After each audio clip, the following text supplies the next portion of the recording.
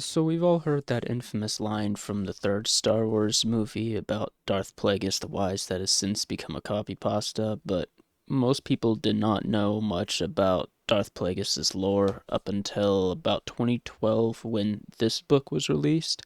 Now, it is worth noting that because it was written in 2012, it is part of Legends and not canon.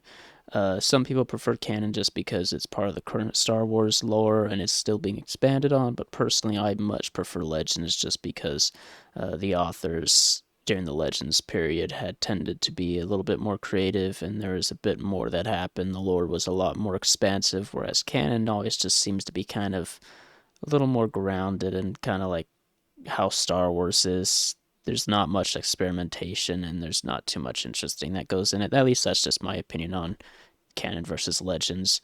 But anyways, back to this book.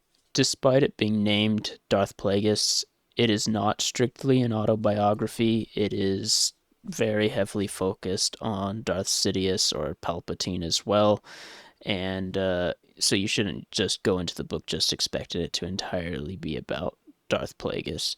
The whole book as a whole is very lore focused too, very focused on Sith philosophy as well. There's a lot of political intrigue, so if you're not super into the Star Wars political intrigue and long talks about embargoes and the Senate and whatnot, you probably won't find the book very interesting.